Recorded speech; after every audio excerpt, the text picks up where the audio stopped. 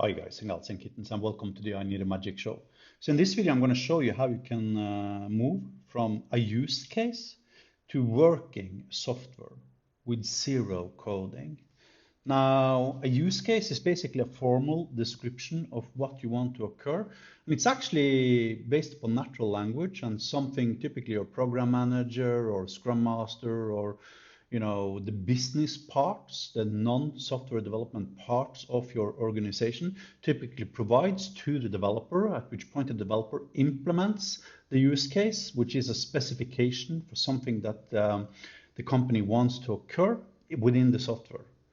And then the software developer transforms that into working software. I'm going to skip the software developer completely out of the equation and go straight from use case to functioning software. The first thing I'm going to have to do here, I'm inside of my Cloudlet, I'm going to have to go to manage, I'm going to have to go to plugins, and then I'm going to have to install the AI expert system, right? The AI expert system is my front end. Now when AI expert system is installed, I can click this blue button and I can click on the front end in the top right corner here, at which point I'm brought on to the AI expert system's front end, which requires authentication and authorization.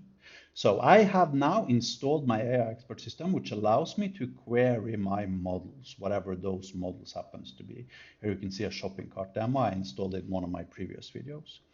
Then I'm going to close this guy, and then I'm going to go remove the filtering on my plugins. And then just to have some data to work with, I'm going to be installing the, let's see, Robo CRM. Robo CRM is a tiny CRM system plugin backend module that just installs a database containing 5 tables and some HTTP endpoints and stuff like that. And here you can actually see the database schema. It's a tiny CRM, of course, with only 5 tables. Then I'm going to go to create. I'm going to go to, I'm going to go to manage. I'm going to go to machine learning. And then I am going to, let me just delete this one from a previous video. And then I'm going to create a new machine learning type. I'm going to be calling mine CRM, and then I'm going to be choosing a flavor that is the AI assistant type of flavor. This flavor system instruction becomes like an instruction to OpenAI and basically just contains some simple rule sets, such as how to search for a function, etc., etc. And in addition to that, it has a couple of other stuff further down here. Such as additional rules you must always follow, blah, blah, blah, etc. So this becomes the equivalent of the instruction for a custom GPT. Now I can save this guy and I can go back to create. I can go to Hyper IDE, I can expand modules, and I can choose my Robo CRM folder here, at which point I have this flash icon when I'm hovering over the Robo CRM folder. Now, the Robo CRM was the Robo CRM plugin we just installed. As you can see here, it's got some code. However, I don't really care about its code. I just want to create AI functions and wrap these inside of my CRM machine learning type. When I now click generate, some few seconds are going to pass by, at which point at the end of the process, I basically have AI functions for every single hyper lambda file inside of this folder recursively. As you can see here, for instance, it's got context of get HTTP endpoint. Can invoke it from here, of course, but that would like defy the purpose. Now, if I go to manage, I go to machine learning, I choose training data and I filter on my CRM type here, you will see all the AI function declarations that are associated with my particular type here. However, I want to install a couple of extra AI functions. So I choose, when you choose your type here, then this blue button in the top right corner called add function is enabled, and you can, for instance, install the scrape URL function. You can install a web search function. You can install a, let's have a look at the send email. But maybe before I install these functions, maybe I want to go and update actually my plugins and reinstall OpenAI, because there are some changes from my last video to this video about how these particular functions work. So now let me install the functions again, now that I've updated my OpenAI bugger here. Just delete these guys, search the web and scrape URL just to start over again to make sure I don't mess up anything. And now I want to have, let's say I want to have the generate image. Okay. I want to have the scrape URL. right? The get context is already installed into the system instruction. Maybe I want to have web search, right? And then maybe I want to have a list functions, and then maybe I want to have send email. And these are base functions, tiny composables or building blocks that I can utilize in combination with my use case or my specification to actually have the system perform some task. Now, if I go to types here and I choose to vectorize the CRM type, this process will take some few seconds. Then once this process is done, I've basically created embeddings for every single training snippet, 23 training snippet in this particular model, at which point I go back here and I refresh, and you will see that I have the CRM bugger here. Now I can actually already at this point ask it to do things for me. Let's list top 50 contacts, for instance. Right, at which point actually the system is going to be capable of understanding how to provide you with a list of the top 50 contacts. There are only 20 in the database, from the database using the AI functions. Now, of course, I'm going to be creating some marketing email stuff, which is kind of like my go-to use case. I'm not particularly creative when it comes to these parts, I guess, but it doesn't matter. So, but before I do that, let's do update all contacts to have the email address of thomas@gaiasol.com. And I want to like send some, random dude working for example.com emails. So let's see. Okay, so it's going to run through one and one at a time. But when I did this previous today, it actually executed all 20 immediately at the same time without any problems. But now it's going to run through one of them at a time. So this might be a prompt engineering issue, allowing you to, like, I don't know, more adequately prompt engineer the AI expert system, at which point it will better be able of updating all of them at the same time. However, the point is that it initiated now an AI workflow that does the task I told it to do.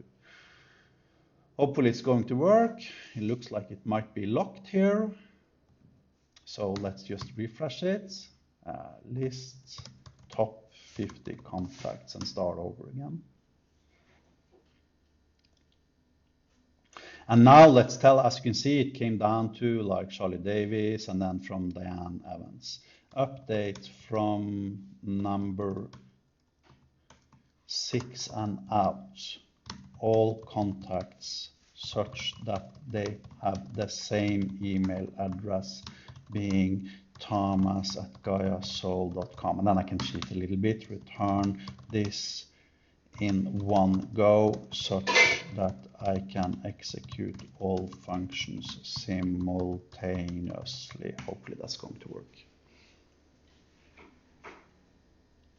So now let's see what OpenAI comes back with, how many function invocations we're actually getting. We're supposed to get like 14 executing simultaneously. And as you can see here, now it worked.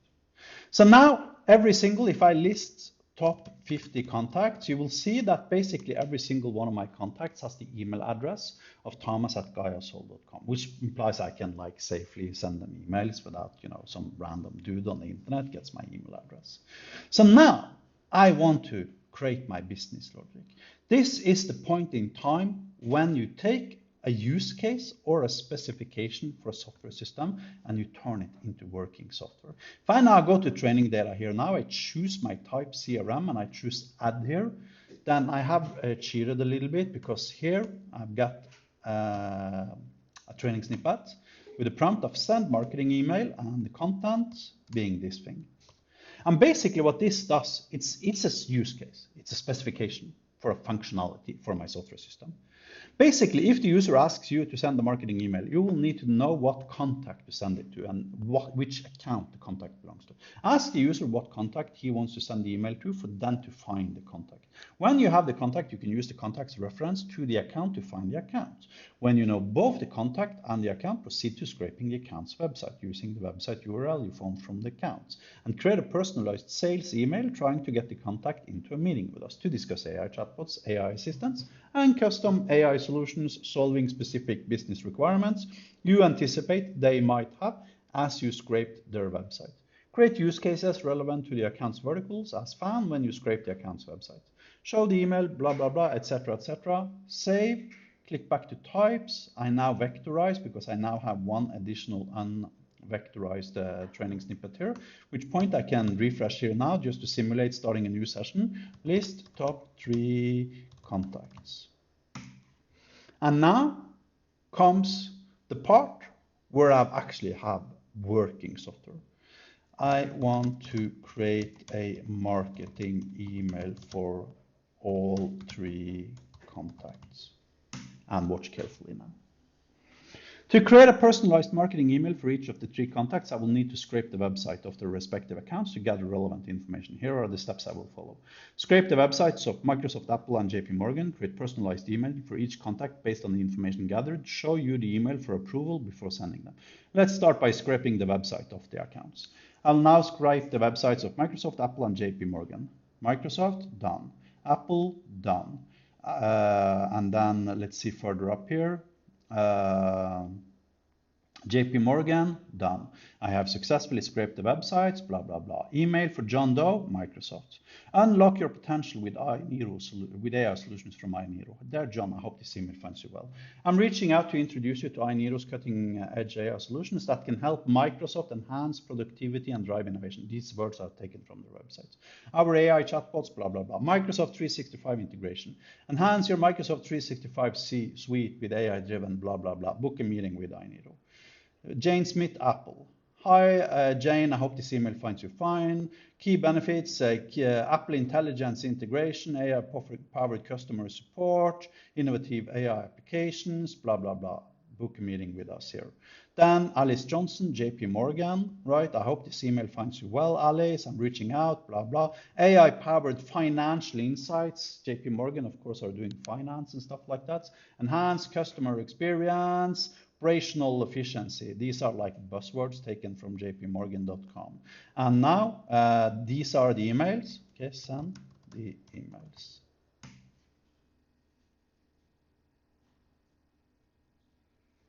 And now it basically sends all 3 emails. First, it starts with sending the email to John Doe, which is like an employee at Microsoft. According to my CRM database, of course, his email address is thomas@guysol.com, so I'm going to be ending up getting this email. Then when that task is done executing, it's going to send the email to the second guy up here, Jane Smith, and then it's going to send an email to Alice Johnson at JP Morgan. And as you can see, all 3 emails were successfully sent. Now, if I check my email, I'm going to have to blur my screen.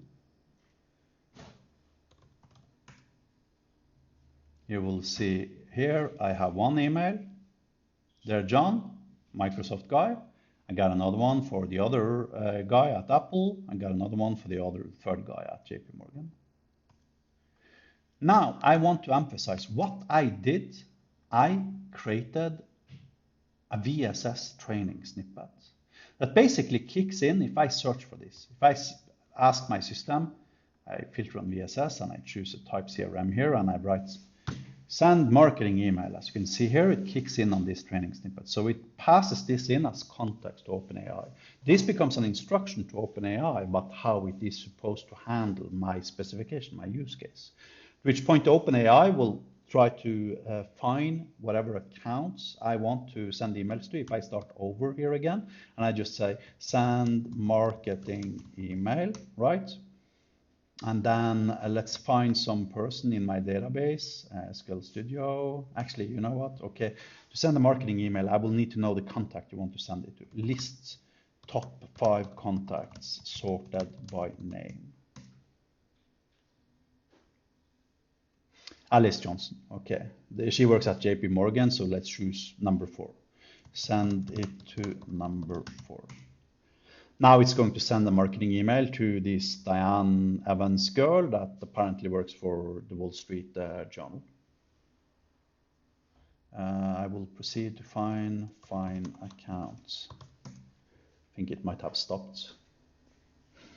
I will now find the account associated with the website, wsg.com, scraping, unlock the power of AI for Wall Street Journal, blah, blah, blah. Hi, Diane, blah, blah. AI chatbots for customer support, content personalization, automated news summarization, data-driven insights. send it. The point being that I can take any specification or use case and literally drag and drop it into our AI chatbot technology, click a button, and you've got an AI assistant that allows you to solve your particular requirements, almost regardless of what your requirements are. Thank you for watching. Have a nice day.